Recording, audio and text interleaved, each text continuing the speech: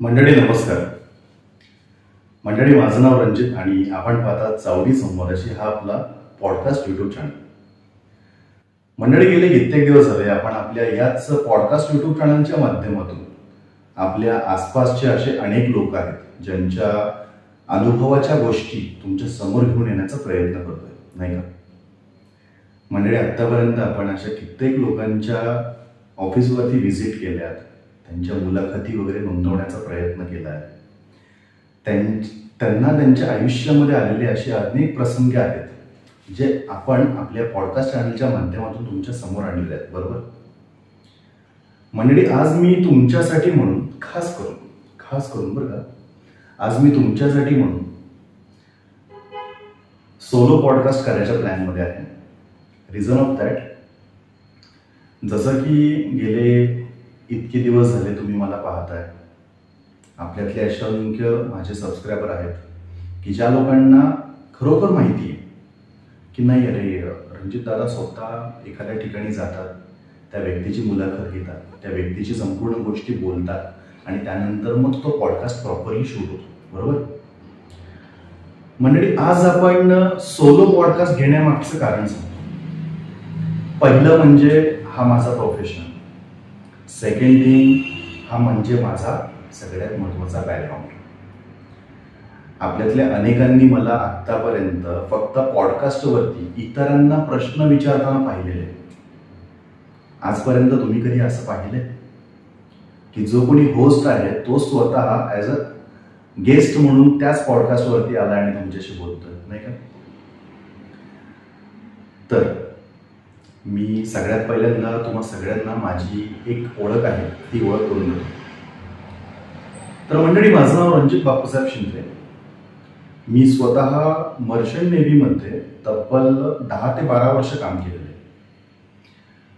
मी ज्या वेळेसला मर्चंट नेव्हीला माझी सुरुवात केली होती त्यावेळेसला मी ॲज अ ट्रेनी म्हणून सुरुवात केली होती. त्यानंतर कालांतराने मी माझ्या पुढच्या परीक्षा वगैरे देत मर्चंट नेव्हीतल्या सगळ्यात उच्च पदावरती म्हणजेच कॅप्टन या पदावरती कार्यरत होतो. तब्बल 12 वर्ष मी माझा जीवन प्रवास सुरू ठेवला मर्चंट नेव्हीमधला. कालांतराने काही प्रसंग असे आले की ज्या वेळेसला मला स्वतःहून रिटायरमेंट घ्यावी लागली आणि आज जो आहे हा मी तुमच्या समोर उभा आहे ॲज इन चावडी संवादाची हा आपला पॉडकास्ट यूट्यूब चॅनल. मंडळी, आपल्यातले अशी असंख्य मुलं आहेत की ज्यांना मर्चंट नेव्ही जॉईन करायची आहे. अर्थात मर्चंट नेव्ही जॉईन करायची म्हटल्यानंतर सगळ्यात पहिला मुद्दा तो म्हणजे आपल्या कोल्हापूर भागामध्ये खास करून, जसं की सध्याच्या घडीला उत्तूर, तालुका आजरा आणि जिल्हा कोल्हापूर या गावामध्ये आपलं स्वतःचं एक ऑफिस आहे, ज्या ऑफिसवरनं आपण ethical hacking, web developing, social media marketing आणि प्लस आपला पॉडकास्ट आणि प्लस त्या व्यतिरिक्त म्हणजे आपलं स्वतःचं मर्चंट नेव्हीचं ऑफिस हे सगळं काय हँडल करतोय. सध्या गेले काही दिवस झाले बरीचशी मुलं वगैरे मला या भागात येऊन भेट देतात, माझ्याशी बोलण्याचा प्रयत्न करतात. आज अचानक आपल्या गावाजवळच गाव आहे, तिथली काही मुलं आले होते भेटायला. त्यांनी त्यांचे काही अनुभव माझ्यासोबत शेअर केले. त्यांचं असं म्हणणं आलं की सर, आम्हाला जाऊशी तर खूप वाटतंय, पण मर्चंट नेव्हीत नेमकं होतं काय ते माहिती नाही. बरं, दुसरी गोष्ट अशी की मागच्या गेल्या काही वर्षामध्ये मर्चंट नेव्ही ह्या नावाने असंख्य एजंट लोकांनी बऱ्याचशा मुलांना फसवलेलं आहे. अगदीच खूप लांबचं नाही म्हणत, अगदी आपल्या गावापासून एक 10 किलोमीटर अंतरावरचं गाव आहे. तिथला एकटा मुलगा भेटायला आला होता. अक्षरशः तो मुलगा ज्या वेळेसला माझ्याशी बोलत होता तो त्याचा प्रसंग सांगताना त्याच्यासोबत ज्या गोष्टी घडल्यात हे सगळं काय सांगताना अक्षरशः त्या मुलाच्या डोळ्यामध्ये पाणी आलं होतं. आपल्या कोल्हापूर भागामध्ये एक एजंट होता. त्या एजंटनी ह्या प्रत्येक मुलाकडनं 5-5, 6-6 लाख रुपये घेतले. त्या मुलांना सांगितलं की मी तुम्हाला चांगल्या ठिकाणी नोकरीला लावतो, चांगल्या ठिकाणी मी तुम्हाला पगार वगैरे देतो, ह्याव करतो वगैरे वगैरे सगळं सांगून झालं. मुलांना पण आशा वाटली, मुलांच्या आईबाबांना पण आशा वाटली की नाही, चला ठीक आहे, लाईन चांगली आहे, माझा मुलगा चांगल्या ठिकाणी नोकरीला जाईल वगैरे वगैरे. पण झालं काय? मुलग्याचं ट्रेनिंगच्या नावाखाली काही केलंच नाही. मुलग्याचा फक्त पासपोर्ट घेतला. तो पासपोर्ट त्या एजंटनी स्वतःकडे ठेवला. त्या मुलग्याला कलकत्ता येथील एका छोट्याशा बंदरावरती, अगदी आपण आता पिक्चरमध्ये, आता बरेचसे लोक पिक्चर बघतात आपल्याकडे, बरोबर, तुम्ही पिक्चरमध्ये बघितलं असं बघा की एखादं जहाज ज्या वेळेसला किनाऱ्यावरती येतं त्यावेळेसला त्या किनाऱ्यावरती जहाजावरून ज्या रस्त्या फेकतात, जे रोप्स वगैरे फेकतात, ते त्या फक्त जेटीवरती अडकवण्यासाठी म्हणून काही खलासी लोक असतात. त्या खलाशाचं काम करण्यासाठी म्हणून त्या मुलांना तिथे ठेवलं त्यांनी. इव्हन तो त्या मुलांना तिथे पगार फक्त आणि फक्त 4,500 रुपये होता. आणि एजंटनी त्या मुलांना स्वप्न अशी दाखवली होती की आम्ही तुम्हाला 40,000 पगार देऊ, 50,000 पगार देऊ. काय झालं? सगळी माती.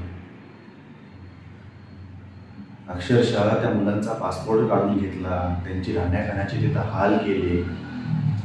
आपल्यासारखाच एखादा कोणतरी माणूस त्या मुलांपर्यंत पोहोचला. मग त्या मुलांनी आपल्या घरी फोन केला, आई बाबांना सांगितला काय काय घडलंय माझ्यासोबत, काय काय नाही. मग त्यानंतर गावातनं गाड्या वगैरे निघाल्या, त्या मुलांचे आई बाबा वगैरे तिथपर्यंत पोहोचले. तिथं पोलीस कंप्लेंट वगैरे झाल्या. त्या मुलांना तिथनं ताब्यात घेतलं आणि घरी घेऊन आले. मग असं असताना कोण कुठला मुलगा किंवा कोण कुठला बाबा आपल्या मुलांना पुन्हा एकदा त्या मर्चंट नेव्हीच्या लाईनला पाठवलं नाही का? असे असंख्य प्रसंग आहेत. असे असंख्य एजंट लोकांकडनं मुलं फसलेली आहेत. मी कोल्हापूरमध्ये जेव्हापासून माझं ऑफिस सुरू केलं तेव्हापासून असे असंख्य लोक मला येऊन भेटले, त्यांनी त्यांचे अनुभव सांगितलेत. बरं, मूळ मुद्दा काय माहिती का? आजचा आपला जो पॉडकास्टमध्ये बोलण्याचा मूळ मुद्दा आहे म्हणजे त्याच्यासाठी ना माझे काही ज्युनियर्स आहेत, त्यांच्याकडनं मी काही प्रश्नांची यादी बनवली. तर मी एक एक करून सगळे प्रश्न घेणार आहे आणि त्यानुसार मी तुम्हाला व्यवस्थितमध्ये मर्चंट नेव्हीबद्दलची माहिती देणार आहे. अर्थात माझा जो रँक आहे, माझा जो एक्सपिरियन्स आहे, त्यानंतर पुन्हा कधीतरी पुढे जाऊन मी एखाद्याचा इंटरव्ह्यू घेणं आणि त्याच्याकडनं या सगळ्या गोष्टी बोलणं किंवा ऐकून घेणं हे मला योग्य नाही वाटतं. सो त्यासाठी म्हणून आज आपण आपला हा सिंगल पॉडकास्ट घेतोय की जेणेकरून मी तुमच्याशी स्पष्टपणे बोलत, तुम्हाला देखील माझ्या सगळ्या काही गोष्टी व्यवस्थितपणे समजून घेता येतील. बरं, एक मुद्दा सांगायचा राहून गेला. आजपर्यंत जे माझे श्रोते लोक आहेत, जे माझे पॉडकास्ट पाहणारे लोक आहेत, त्यांनी आत्तापर्यंत मला एकदम क्लीन शेवमध्ये पाहिले नाही का? तुमच्या मनामध्ये हा प्रश्न आलाच असेल की अरे दादा तर नेहमी क्लीन शेवमध्ये दिसतो, आज हा असा का? मंडळी, गेले 10 ते 12 दिवस आधी आपल्या संपूर्ण महाराष्ट्रात नाही म्हणतात, संपूर्ण जगामध्ये म्हटलं तरी चालेल, सध्या छत्रपती संभाजी महाराजांचा बलिदान मास सुरू आहे. अर्थात आपल्यातले कित्येक लोक तो बलिदान मास पाळतात, काही काही लोक पाळत नाहीत. प्रत्येकाची आपापली मतं असतील. मला जसं कळतंय तसं आमच्या पुण्यातल्या आमच्या कॉलनीमध्ये मोठी मुलं यायची आमच्या घरी, आमच्या दोघा भावांना सोबत घेऊन जायचे. आम्ही शिवजयंती वगैरे साजरी करायचो, छत्रपती संभाजी महाराजांची जयंती देखील साजरी करायचो. त्यावेळेसला त्या मुलांकडनं आम्हाला ज्या ज्या गोष्टी ऐकायला भेटल्या, अगर आमच्या घरातनं आम्हाला जे काय संस्कार भेटले, त्यानुसार मला असं म्हणायचं आहे की मला जेव्हापासून कळतंय तेव्हापासून ते आज तागत आजही मी छत्रपती संभाजी महाराजांचा बलिदान मास पाळतोय. जरी आपण आपल्या नोकरीवरती म्हणजे शिपवरती जरी काम करत असू तरी देखील हा बलिदान मास पाळला गेलेला आहे. अर्थात ज्या वेळेसला आपल्या कामाचं ठिकाण असेल, ऑब्व्हियसली तिथं आपण आपली सेफ्टी ठेवणं हे जरुरीचं आहे. परंतु जो आपला फ्री टाईम असेल आपण त्यामध्ये ह्या गोष्टी करतोय, त्या बाबतीत काय वाद नाही. बरं, जरासा आपण आपल्या प्रश्नांकडे वळूया. प्रश्नांमधला पहिला मुद्दा आहे तो म्हणजे वैयक्तिक पार्श्वभूमी, ज्यातला पहिला विषय आहे आपण मर्चंट नेव्हीमध्ये जाण्याचा निर्णय कसा घेतला. मंडळी, खरोखर हा पहिला प्रश्न आहे आणि खरोखर माझ्यासाठी हा खूप तुम्हाला सांगण्यासारखा प्रश्न आहे. याचं उत्तर मला तुम्हाला खूप आवडीने द्यायला आवडेल, कारण सांगतो. तो काळ होता 2003-2004. माझ्या आईची एक मैत्रीण आहे, सांगवीमध्ये राहतात त्या वारले आता, गांगुर्डे काकू. त्यांचा मोठा दादा आहे, तो इंडियन नेव्हीमध्ये होता. इंडियन नेव्हीमध्ये तो ॲज अन सेकंड ऑफिसर होता. त्यानंतर त्याने इंडियन नेव्ही सोडली आणि मग तो मर्चंट नेव्हीमध्ये आला. मर्चंट नेव्हीमध्ये त्याचा रँक वाढला, तो चीफ ऑफिसर झाला. आणि ज्या वेळेसला तो मुलगा म्हणजे म्हणायला गेलं तर दादाचं त्यावेळेसला वय जास्त नव्हतं, तो एक अराउंड 24-25चा असेल. त्यावेळेसला तो कॅप्टन झाला. तो कॅप्टन झाल्यानंतर आमच्या भागातले जेवढे सुद्धा त्यांची मित्रमंडळी आहेत किंवा नातेवाईक मंडळी आहेत, त्या सगळ्यांनी त्या गोष्टीचा जल्लोष केला. त्यावेळेसला त्या काकू बोलल्या होत्या आमच्या आईला, म्हटले, अरे 2 मुलं आहेत तुला, तर दोघांपैकी एक जण कोणतरी नेव्हीमध्ये पाठव, मुलाचं तेवढंच करिअर होईल. माझा मुलगा आला आत्ता सुट्टीला, तर तुमच्या दादाला इकडे पाठवून दे, तो एकदा समजवेल आणि त्यानंतर मग त्याला सगळं काय कळेल. आमच्या घरामध्ये सुरुवात झाली ते आमच्या मोठ्या बंधुराजांकडून. सुरुवातीला त्यांनी मर्चंट नेव्ही जॉईन केली, त्यांनी ट्रेनिंग वगैरे घेतलं. ट्रेनिंग घेतल्यानंतर त्यांची प्लेसमेंट झाली चांगल्या एका कंपनीमध्ये. त्यांना सुरुवातीचा पगार देखील चांगला होता. इवन दो मोठ्या भावाकडनं जसे जसे अनुभव मला येत गेले, त्यानुसार मी देखील मनातनं प्लॅन केला की नाही यार, करायचं तर हेच. कसं असतं मंडळी माहिती आहे का, तुम्ही ज्या वेळेसला कुठल्याही गोष्टीची सुरुवात करता आणि त्यावेळेसला तुम्हाला एखादा मार्गदर्शक भेटतो, अगदीच त्यावेळेसला तुमचा चालणारा जो रस्ता आहे तो सुखकर बनतो. हे पहिलं उत्तर. छान वाटलं. दुसरा प्रश्न आहे, आपल्या शिक्षणाची पार्श्वभूमी काय? मंडळी, मी ज्या वेळेसला मर्चंट नेव्ही जॉईन केली होती त्यावेळेसला माझं शिक्षण अवघं 12वी पास झालं होतं मी. मुळात मर्चंट नेव्ही जॉईन करण्यासाठी तुम्हाला 10वी अगर 12वी पास होणं जरुरीचं आहे. महत्त्वाचा मुद्दा असा आहे, आणि तो आपल्यासारखे जे बॅक बेंचर्स आहेत त्यांच्यासाठी ही गोष्ट खरोखर चांगली आहे. ती काय माहिती आहे का, की मर्चंट नेव्ही जॉईन करण्यासाठी तुमचं जे पर्सेंटेज आहे ते अबव 45 लागतं. 45% मार्क्स लागतात तुम्हाला. आणि तुमचा जो इंग्लिश हा विषय आहे, मग तो 10वीचा असो अगर 12वीचा असो, या इंग्लिश या विषयामध्ये तुमचं जे मार्क्स आहेत ते कमीत कमी 40पेक्षा जास्त पाहिजे. अगदीच बोलायचं काय तर तुम्ही काठावर पास असलात तरी चालेल, पण याचा अर्थ असा होत नाही की बाबा मर्चंट नेव्हीमध्ये असे कोणी सुद्धा जातील वगैरे. बट स्टँडर्ड मेंटेन करून त्यांनी ते एक गोष्टी ठेवल्यात. ऑब्व्हियसली माझी 12वी झाली होती. सगळ्यात महत्त्वाचा मुद्दा, माझी 12वी आर्ट्स झाली होती. माझं जे जॉईनिंग आहे हे 10वीच्या बेसवरतीच झालं होतं, कारण 10वीचेच माझे मार्क्स चांगले होते. सो त्यामुळे मग त्यांनी 12वीचे डॉक्युमेंट मागितले नाही, अगर मी दिले नाही, असंच काहीच नाही का. ओके. आपला तिसरा प्रश्न आहे, मर्चंट नेव्हीमध्ये जाण्यासाठी कोणते पात्रता निकष आवश्यक असतात? ऑलरेडी आपण त्यावर बोललोय. आपल्या प्रशिक्षणाचा अनुभव कसा होता? प्रशिक्षण म्हणजे ट्रेनिंग. ट्रेनिंग म्हटल्यानंतर ट्रेनिंग इन्स्टिट्यूट, बरोबर. मी ज्या वेळेसला मर्चंट नेव्ही जॉईन केली, अगर मर्चंट नेव्हीच्या ट्रेनिंग इन्स्टिट्यूटमध्ये गेलो, तुम्हाला मी पहिल्यापासून सांगतो, माझं जे ट्रेनिंग इन्स्टिट्यूट होतं ते तामिळनाडूमध्ये होतं, चेन्नईला. ज्या ट्रेनिंग इन्स्टिट्यूटचं नाव मरीटाईम फाउंडेशन. सध्याच्या घडीला त्यांनी नाव बदललंय, अगर त्यांनी स्वतःची कंपनी स्टार्ट केली, I don't know. The main thing is that आमचं जे ट्रेनिंग होतं त्या काळामध्ये आम्ही जीपी रेटिंगचा कोर्स केला होता, जनरल पर्पज रेटिंग. तो कोर्स होता आमचा 6 महिन्याचा, म्हणजे 5 महिने शिक्षण आणि त्यानंतरचा शेवटचा महिना आहे. त्या महिन्यामध्ये आपण जेवढा काय आराखडा शिकलोय त्याचं प्रॅक्टिकल, ओरल आणि लास्ट टू लास्ट रिटर्न केल्यानंतर मग एक 10 दिवस इन्स्टिट्यूटला थांबायचं. After that back to pavilion, म्हणजेच काय तर घरी यायचं. मर्चंट नेव्हीमध्ये जाण्यासाठी कोणत्या संस्थांची मदत झाली? ऑब्व्हियसली आता कुठल्या संस्थांची मदत वगैरे अशी काही स्पेशली झालेली नाहीये. मला त्यावेळेसला असं कोणाची मदत म्हणायला गेलं तर ऑब्व्हियसली आमचे मोठे बंधुराज, परत गांगुर्डेंचा दादा होता, यांच्याकडनं बरंचसं मला मार्गदर्शन झालं. सो त्यामुळे मला कुठल्या स्पेसिफिक संस्थांकडे जाऊन बाबा माहिती घेण्याची गरज नाही पडली.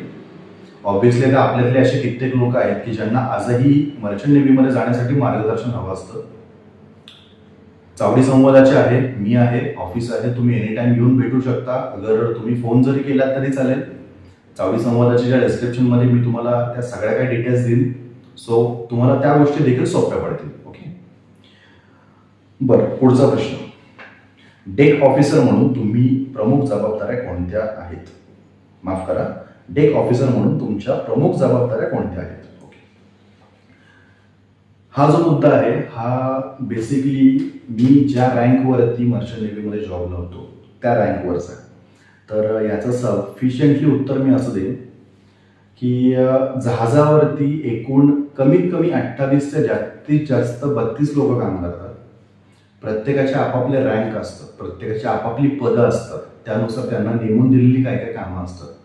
आता जसं की बाबा मी डेक ऑफिसर होतो, तर डेक ऑफिसर म्हणजे काय पहिल्यांदा समजून घ्या. जहाज, कुठलंही जहाज बोललं, मग ते बल्क कॅरियर असेल, कार्गो शिप असेल, कंटेनर असेल, ऑइल टँकर असेल, अगर पॅसेंजर शिप असेल, प्रत्येक शिपवरती ना तीन विभाग पडलेले असतात. तिन्ही विभाग म्हणजे कुठले कुठले? जो सगळ्यात पहिला जो असतो वरचा त्याला म्हणतात डेक साईड. सगळ्यात खालचा जो असतो त्याला म्हटलं जातं इंजिन साईड, आणि जो मधला पोर्शन आहे त्याला म्हटलं जातं गॅली डिपार्टमेंट. सो मी डेक ऑफिसर म्हणून जे काम करत होतो ते माझं सगळ्यात आवडतीचं काम ते म्हणजे नेव्हिगेशनचं.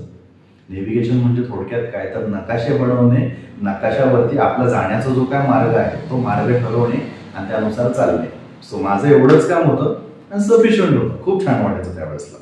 ओके, पुढचा प्रश्न घेतो. डेक ऑफिसरला कोणते निर्णय घेण्याची जबाबदारी असते? हा खरोखर खूप छान प्रश्न आहे.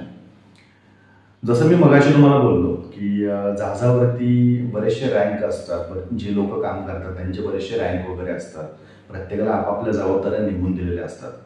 अर्थात माझा जो रँक होता त्या रँकनुसार जर मला बोलायचं झालं, जसं मी कॅप्टन होतो तर कॅप्टन म्हणजे जहाजाचा सर्वेसर्वा झाला.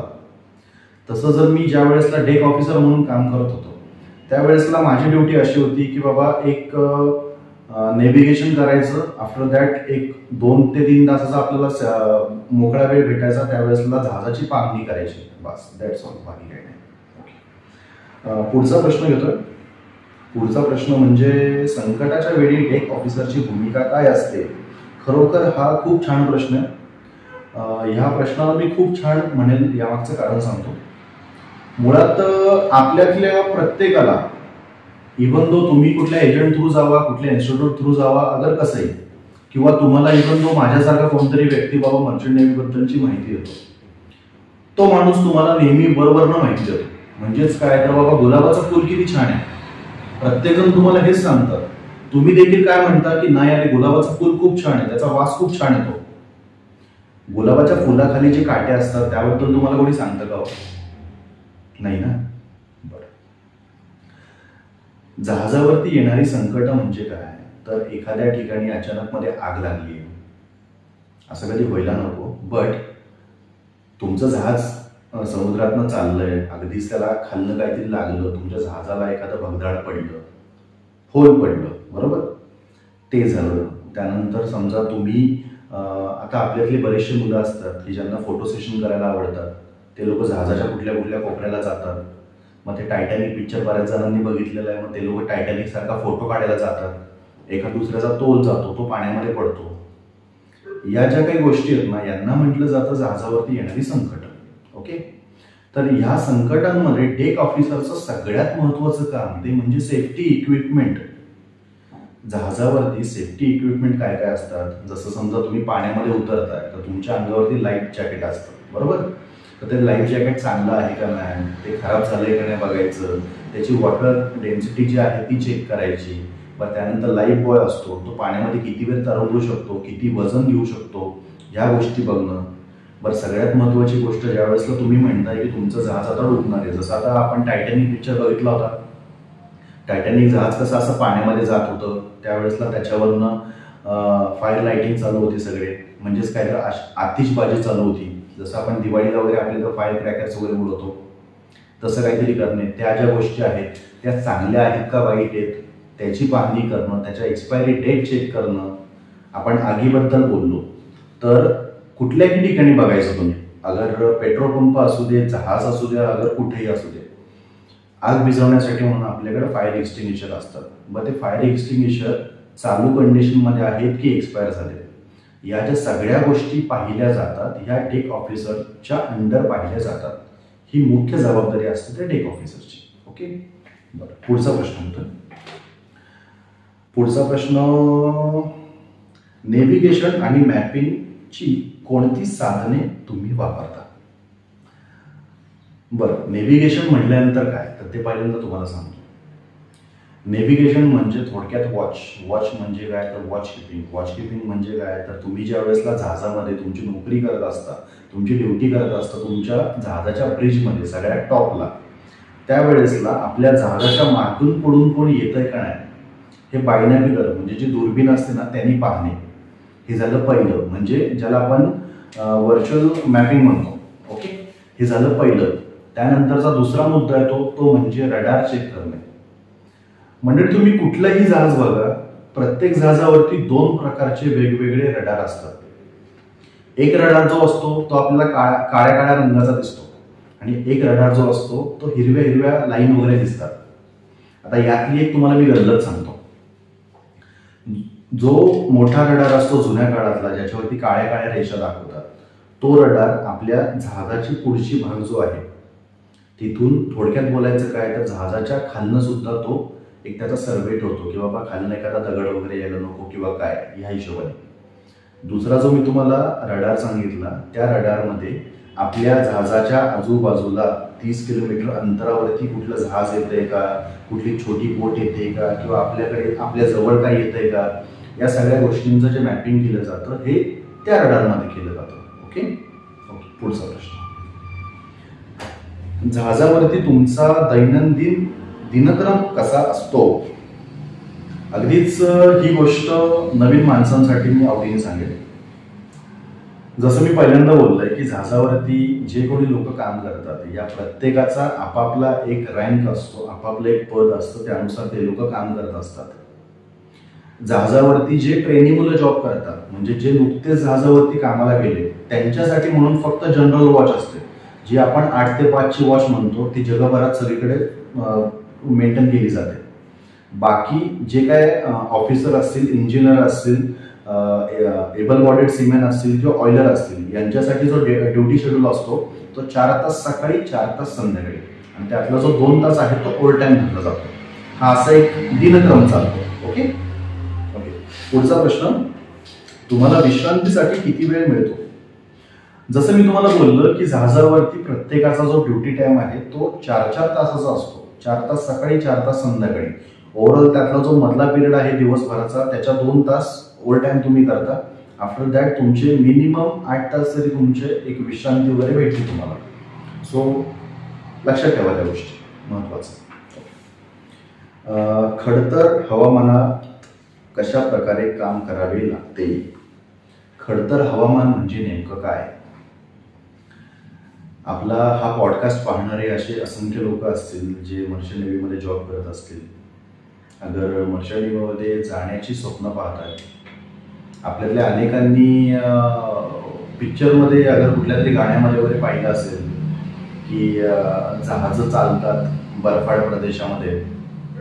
हा जो मुद्दा आहे मी घेतलेला आता खडतर हवामान, तो मुद्दा खास करून येतो तो म्हणजे बर्फाच्छादित जे प्रदेश असतात खास करून त्यांच्यासाठी म्हणून.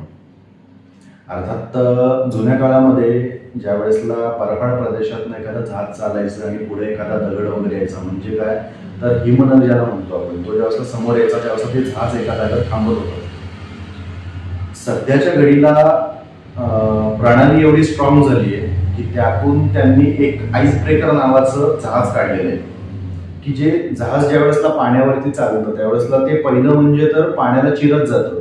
दुसरं म्हणजे जे काय बर्फाच्या लेयर्स वगैरे आपल्या समोर येतात त्या लेयर्सला देखील ते तोडत तोडत पुढे जातं की जेणेकरून त्याच्या मागणं जी काही मोठी मोठी जहाजं असतील ती तिथून पास होऊ शकते. आणि खरोखर हा प्रश्न खरोखर खूप छान आहे. ज्यांनी कोणी हा मला प्रश्न पाठवलाय तो खरोखर प्रश्न खूप छान आहे. दुसरी गोष्ट, बर्फाच्छादित प्रदेशामध्ये ऑब्व्हियसली ज्या वेळेसला डेक वर्क होतं किंवा आपल्या जहाजावरती बर्फ जास्त साठलाय मग बाबा त्याला काढायचं म्हणून ज्यावेळेस ती कामं केली जातात. फर्स्ट थिंग फर्स्ट, ते जहाज कुठल्या कंपनीचं आहे अगर त्या जहाजाचे मालक कोण आहेत त्यांच्याकडून त्या जहाजावरती काम करणाऱ्या लोकांसाठी म्हणून आपण बर्फाच्छादित प्रदेशात चाललोय, तिथं तुम्हाला हे कपडे घालणं जरुरीचं आहे म्हणून कंपनीकडनं आपल्याला ते सगळे काय जे जाड कपडे असतात ते प्रोव्हाइड केले जातात. त्यानंतर मग तुम्हाला बाहेर उतरायला सांगतात. कारण तुम्ही जर तुमच्या नॉर्मल कपड्यांवरती जर बाहेर जात असाल, पहिली गोष्ट म्हणजे कंपनीकडनं तुम्हाला फाईन पडतो.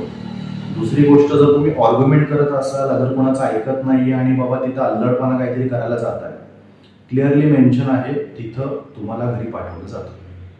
महत्वाची गोष्ट. घेऊया पुढचा प्रश्न.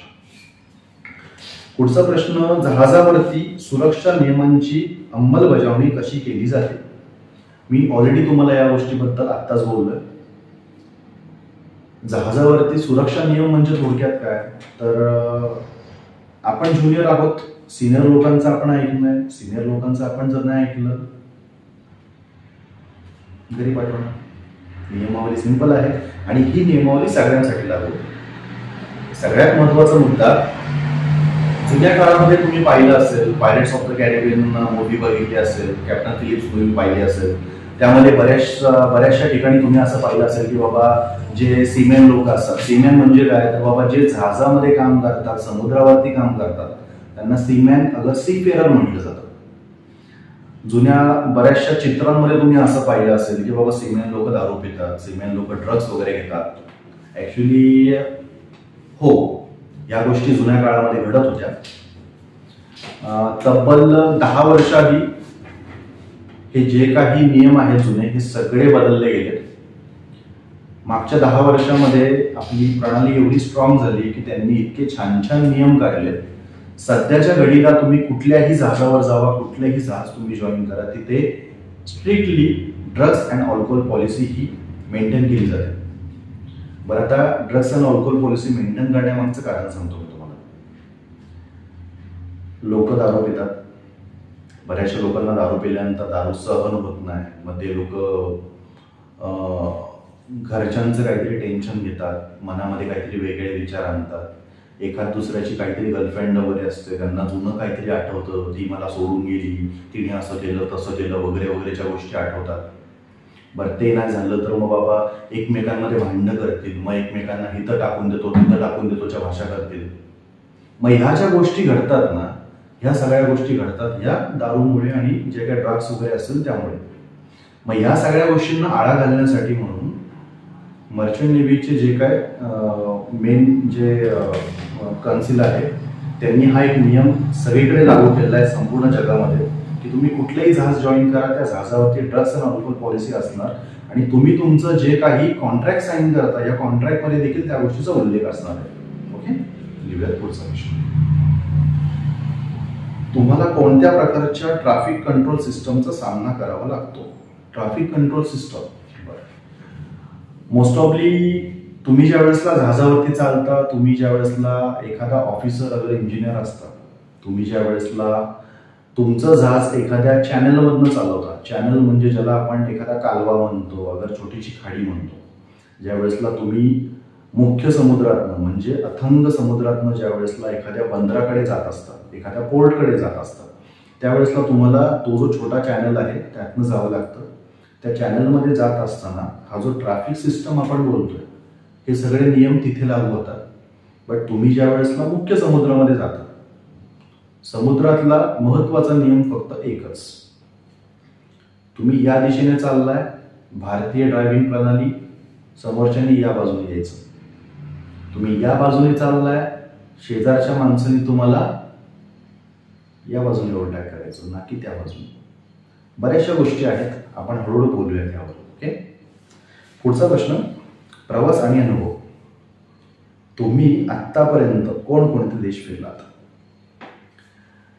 ऍक्च्युली या प्रश्नाचं उत्तर मी 2016 साली जे कोणी मला विचारत होते मी त्यांना देऊन मोकळा झालोय. संदर्भाचा स्पष्टीकरण करतो. अर्थात घरातले दोघं भाऊ मर्चंट नेव्हीमध्ये, आजूबाजूचा जो परिसर आहे, आजूबाजूचे जे लोक आहेत, मित्रमंडळी असतील, नातेवाईक असतील, एखादा नवीन निवडून भेटणारा माणूस असेल, तर प्रत्येकाच्या मनामध्ये एकच गोष्ट की अरे भाई ह्या वर्षी कुठं गेला होता, कुठं कुठं फिरला, काय केलं काय नाही. अक्षरशः पहिले 5-6 वर्ष तरी ना लोकांना सांगून सांगून दमायचो की अरे मी आता ह्या ठिकाणी गेलो होतो, मग जहाज आमचं एवढे एवढे दिवस थांबलं तिथं, मग मला बाहेर जायला भेटलं, मग मी बाहेर जाऊन ह्या हॉटेलला गेलो, तिथलं जे फूड होतं ते वगैरे खाल्लं, मग शॉपिंगला अशा ठिकाणी गेलो, मग फिरायला तिथलं एक पर्यटन स्थळ होतं आम्ही तिथे पण गेलो, तिथं जाऊन फिरलो वगैरे आमच्या सगळ्या गोष्टी केल्या. अक्षरशः सांगतो एक काळ असा होता 2016 संदर्भात सही स्पष्टीकरण. 2016 साली मी माझ्या हातावरती इथे जगाचा नकाशा काढून घेतला, कारण त्या काळामध्ये माझं फक्त 10 वर्षामध्ये संपूर्ण जग फिरून झालं होतं, तेही मर्चंट नेव्ही थ्रू. त्यानंतर जे कोणी मला विचारत होते की भाऊ कुठं फिरून आला, तर त्यांना मी सरळ हात पुढे करून द्यायचो आणि म्हणायचो हे बघ भाऊ मी या ठिकाणी फिरून आलो. आता तुला काय विचारायचंय?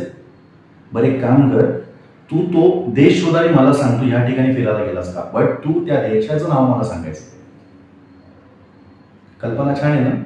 करू नका. का करू नका त्याचं कारण मी नंतर सांगतो. घेऊयात पुढचा प्रश्न. समुद्रात काम करताना सर्वात अविस्मरणीय अनुभव कोणता? कुठला सांगू? चांगला सांगू की वाईट सांगू? चांगल्याने सुरुवात करू. अनुभव अनुभव अनुभव मी जहाज जॉईन केलं, ट्रेनी होतो. माझा स्टार्टिंग पिरियड जो होता तो 29 महिन्याची मी सेलिंग केली होती. 29 महिने, 24 महिन्याला 2 वर्ष पूर्ण होतात आणि त्याच्यावरती 3 महिने. नवीन नवीन जहाजावरती गेलेला मुलगा, जास्त कधी आईवडिलांपासून लांब नाही राहिलेलो. मोठा भाऊ आहे त्यामुळं नेहमी एक मोठी छत्रछाया डोक्यावरती, प्रत्येक गोष्टीचं मार्गदर्शन त्याच्याकडनं भेटत आलंय. मग जहाजावरती गेल्यानंतर काय करायचं असतं काय नाही ते ऑलरेडी त्यांनी सांगून ठेवलं. पण त्याने एक गोष्ट नव्हती सांगितली की जहाजाला जर समजा वेटिंग भेटलं, अगर अँकरेजला ते जर गेलं किंवा अनोळखी ठिकाणी जर तू समजा जाणार असशील तर नेमका किती वेळ लागतो, किती दिवस लागतात, किती दिवसानंतर घरच्यांशी फोनवर बोलता येईल, त्या गोष्टी. आम्ही इराकमध्ये होतो. इराकमधनं त्यावेळेसला आमच्या जहाजावरती, माझं जे जहाज होतं ते म्हणजे ज्यांना मर्चंट नेव्ही माहिती त्यांच्याबद्दल सांगतो. माझं जे जहाज आहे ते 27,000 GRT जहाज होतं इराणमध्ये. इराणमधनं आम्ही तिथून निघालो. ते जहाज घेऊन आम्ही दुबईमध्ये आलो, दुबई अँकरेजला. म्हणजे दुबईच्या म्हणजे काय म्हणतात ना, दुबई शहराच्या बाहेर समुद्रामध्ये आम्ही लंगर सोडला. तिथे 23 दिवस थांबलो. जहाजावरती सॅटेलाईट फोन होता, बट सॅटेलाईट फोनची जी कॉलिंग मर्यादा होती ती फक्त 5 मिनिटाची होती जुना काळात. आमचे जे कोणी कॅप्टन होते मग त्यांनी सांगितलेलं की आपण मेसेज पाठवू शकतो. परत विचार केला, अरे म्हटलं घरातनं निघून 1 महिना झालाय, म्हटलं एवढ्याच कशाला मेसेज करायचं, जाऊ दे म्हटलं त्या सोडून.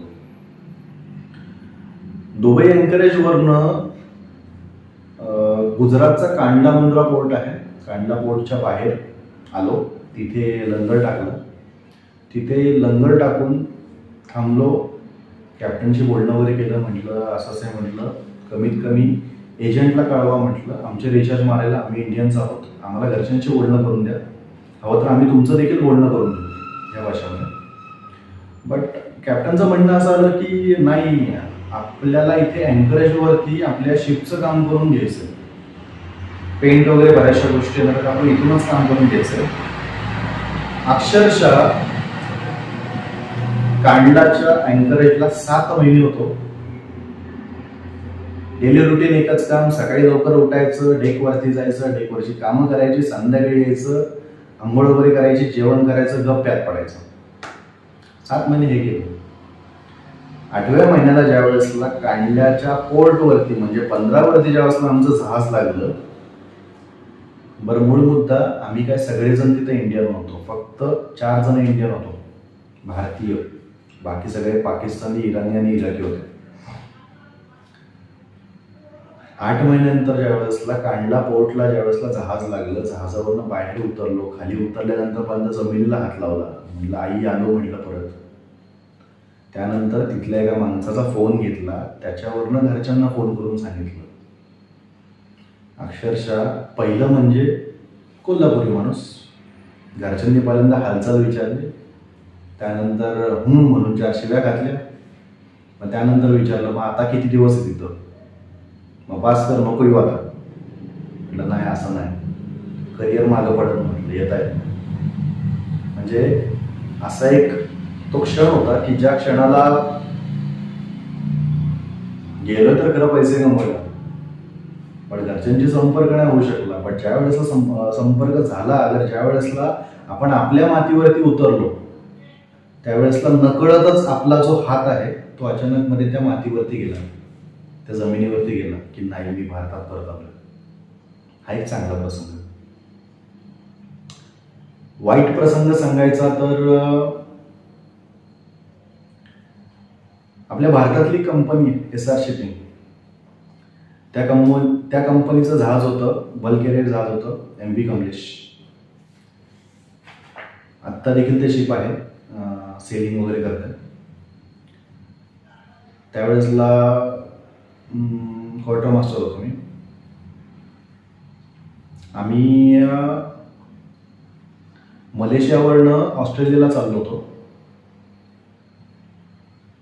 जहाज ज्या वेळेसला समुद्रामध्ये होतं त्यावेळेसला कॅप्टननी आमची एक गोष्ट नोटीस केली की आमच्या जहाजाचं जे स्पीड आहे ते नॉर्मली 18 नॉटचं होतं, बट गेले 4 दिवस झाले जहाजाचं स्पीड कमी होत चाललं होतं.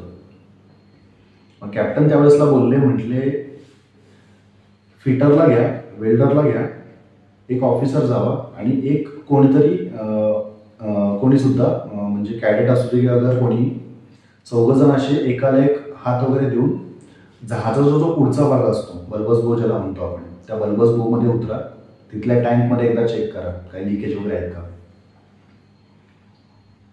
आम्ही ज्या वेळेसला गेलो, एन्जॉयमेंट असते जहाजावरती, कुठल्याही कोण्या खाच्यामध्ये जायची नवीन पोरांना एन्जॉयमेंट असते, एक्साइटमेंट म्हणतो त्याला आपण. गेलो खाली गेल्यानंतर खळखळ आवाज यायला लागला. एक्साइटमेंट होती ना, काय नेमकं खाली बघावं. आम्हाला वाटलं ऑइल वगैरे असेल, कुणी काय लपून वगैरे ठेवलं असेल, त्यासाठी म्हणून पुढे गेलो. पुढे जाऊन बघितलं, बल्बस बोला अगदी छोटंसं, हे बघा एवढंच फक्त होल पडलं होतं. बट पाण्याच्या प्रेशरमुळं तो जो पाण्याचा फवारा आहे ना इतका जोरात जात होता की आम्ही त्यामध्ये एक रुमाल धरला, तो रुमाल फाटून ते पाणी पुढं चाललं होतं. ते दाखवण्यासाठी म्हणून व्हिडिओ केला, वरती आलो, कॅप्टनला जाऊन तो व्हिडिओ दाखवला. कॅप्टननी आमच्या चौघांनाच, फक्त स्पेशली आमच्या चौघांना सांगितलं की ही गोष्ट आपल्या 5 जणांमध्ये, मी जहाजाचा स्पीड कमी करतोय, जवळच्या आपण पोर्टला जाऊ, अँकर करूया आणि थांबूया, इथं थांबून आपण काम करून घ्यायचं, तुम्ही कोणाला काय बोलू नका. एक्साइटमेंट होती ना, माहिती नव्हतं काय घडणार, एक्साइटमेंट. त्यानंतर आम्ही त्यावेळेसला नॉर्मल होतो, म्हणजे नॉर्मल ऑफिसर्स वगैरे होतो. आम्हाला त्यावेळेसला काही एवढं माहिती नव्हतं की बाबा असं पण काहीतरी होऊ शकतं.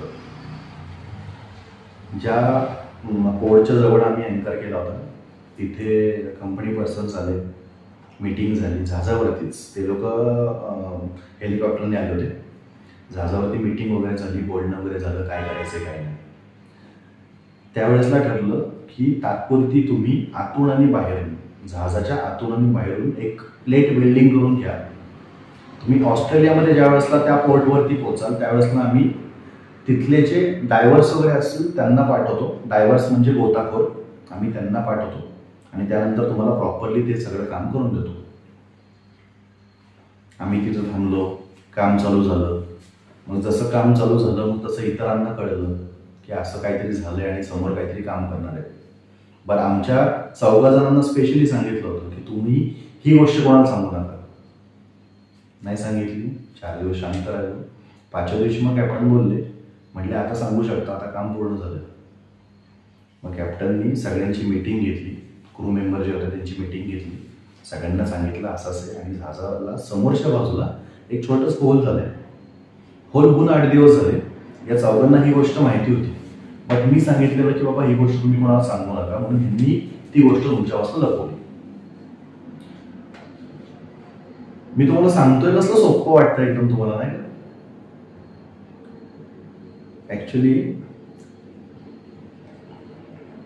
आपल्यातल्या प्रत्येकाने टायटॅनिक पिक्चर बघितलेला आहे. आपल्यातल्या प्रत्येकाला जहाज कसं बुडतं त्याचा व्हिडिओ माहिती असेल.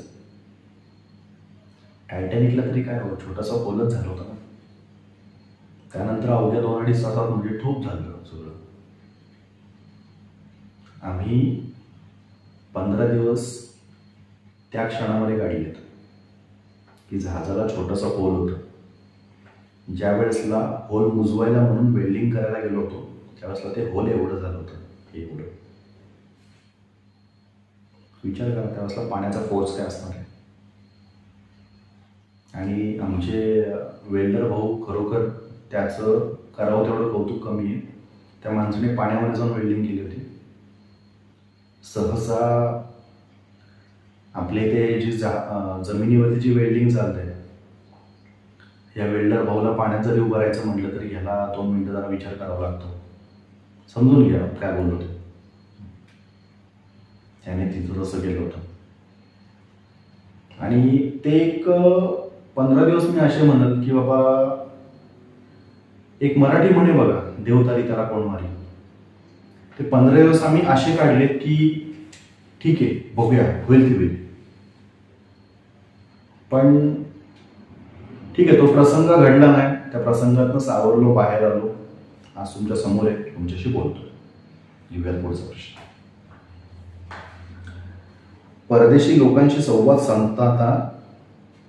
लोकांशी संवाद साधताना कोणते अडथळे येतात?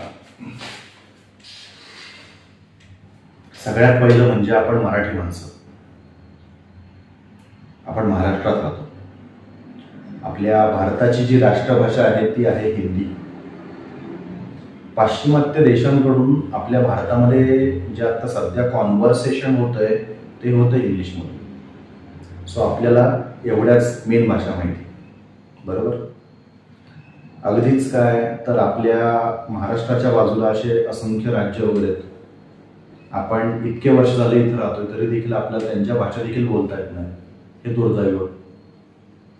त्यात मी स्वतः महाराष्ट्रात राहणारा, पुण्यात राहणारा, कोल्हापूरमध्ये राहणारा मुलगा की जो बाहेर देशात जातोय. सगळ्यात वाईट माझ्या बाबतीत लक्षात सांगू का, क्युबामध्ये गेलो होतो. क्युबा देश आहे, तिथं पर्यटनासाठी असंख्य गोष्टी आहेत. तिथे स्पॅनिश भाषा चालते.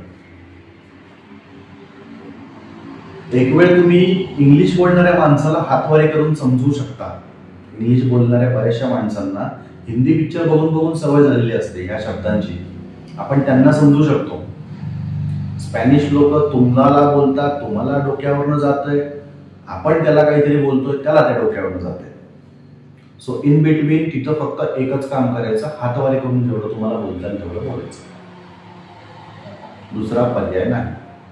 जर पर्याय असेल तर मग त्यांची भाषा शिकून घ्या, ते सफिशियंट राहील तुम्हाला. आपल्यातले असे असंख्य लोक आहेत माझ्यासारखे. मी माझ्या नावाचं कौतुक नाही करत, पण माझ्यासारखे बोललं यामागचं कारण असं, इराकमध्ये होतो, अरेबिक शिकली. जोपर्यंत तिथे होतो तोपर्यंत बिझनेस लँग्वेज तिथली शिकून झाली. तिथल्या लोकांशी बिझनेस लँग्वेजमध्ये बोलायचो. सुट्टीला घरी आलो की अरेबिक विसरून जायचो. ट्रेनिंगसाठी तामिळनाडूमध्ये होतो. 6 महिने ट्रेनिंग केली. जोपर्यंत ट्रेनिंग केली तोपर्यंत तामिळ भाषा शिकलो, तेलुगू शिकलो. सुट्टीला घरी आलो, परत विसरून गेलो. स्पॅनिश थोडीफार शिकलो होतो. बट जसं पुण्याहून कोल्हापूरला आलोय तसं सगळ्याच भाषा बाउन्सर गेल्यात.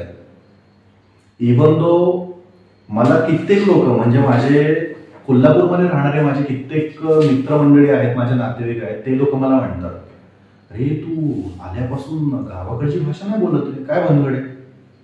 माझं फक्त एकच म्हणणं आलं, यार म्हटलं असं काही नाही की बाबा भाषा मी अवगत नाही केलेली अगर मला बोलता येत नाही. मूळ मुद्दा असा आहे की मी ज्या बिझनेस प्रोफाईलमध्ये चालतोय तर तिथं मला शक्यतो समोरचा कोणीही असेल त्याच्यासोबत मला शुद्ध मराठीतच बोलणं आहे. आणि ऑब्व्हियसली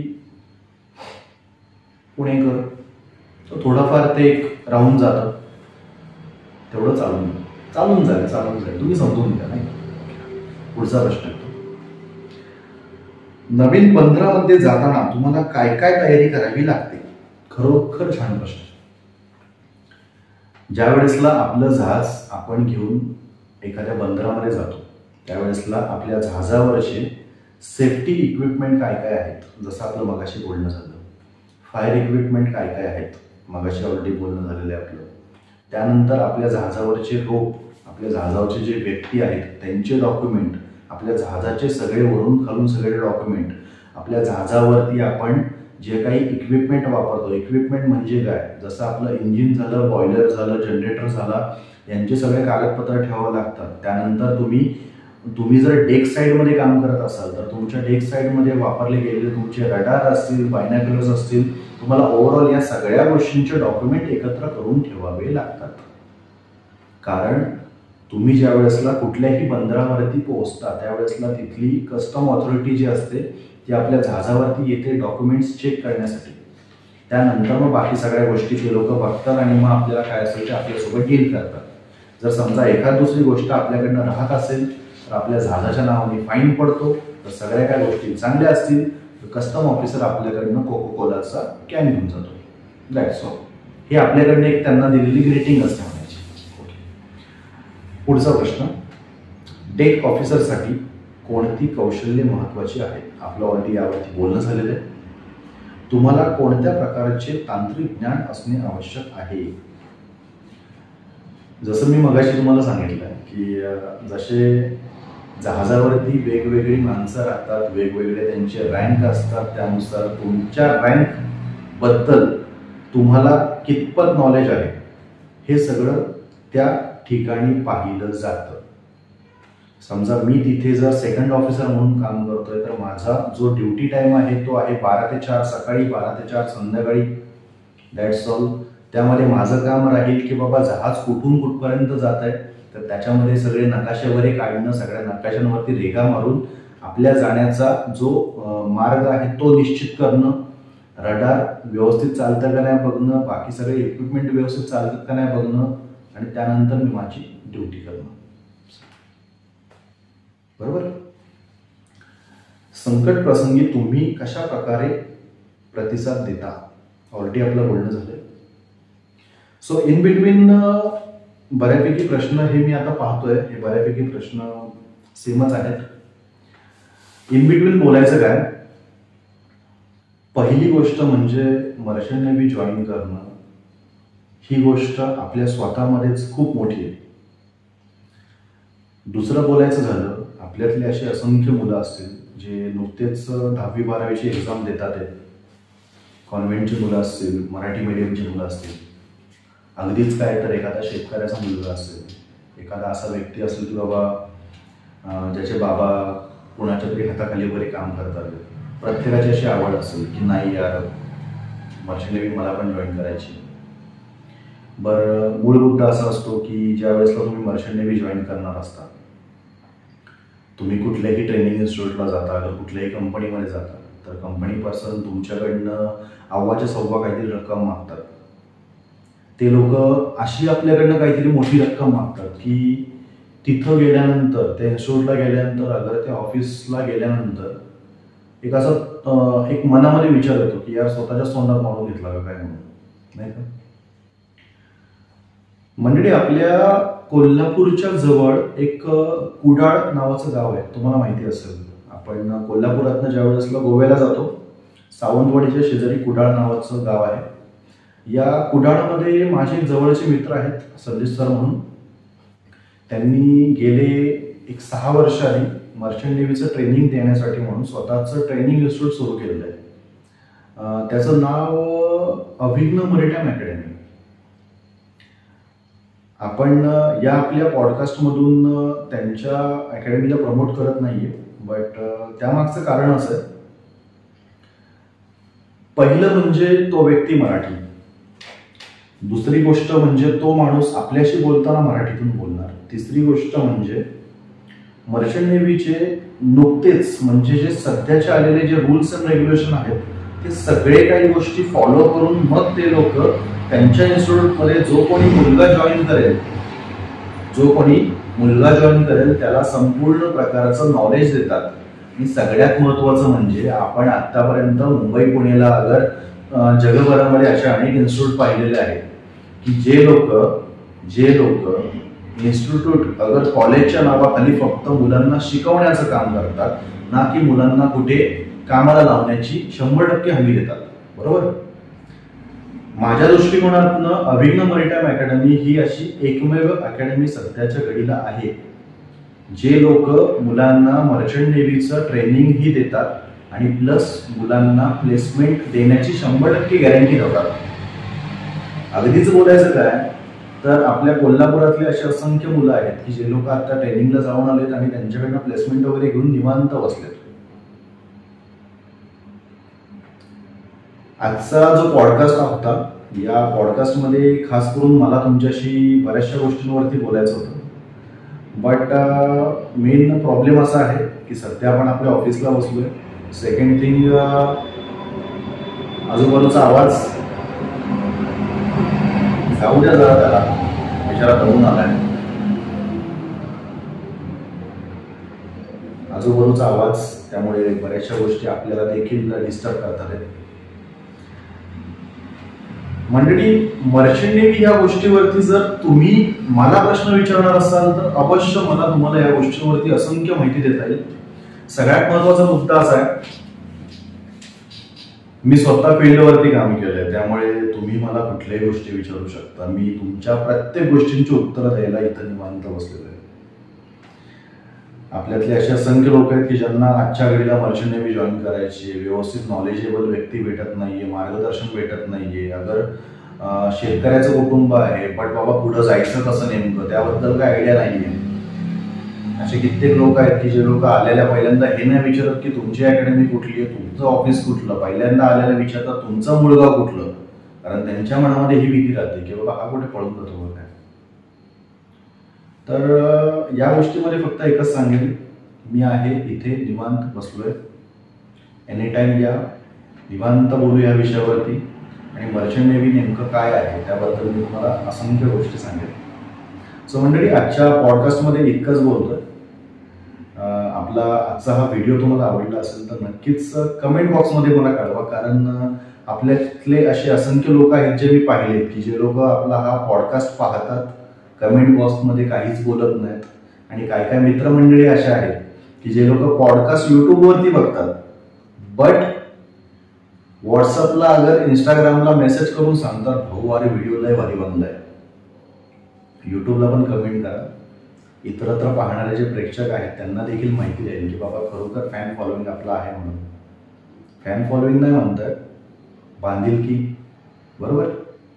सो मंडळी, माझं नाव रंजित भाऊसाहेब शिंदे. आपण पाहतात सावडी संवादाची हा आपला पॉडकास्ट युट्यूब चॅनल. मंडळी, एवढं बोलून मी आपला आजचा हा पॉडकास्ट इथेच थांबवतो. धन्यवाद.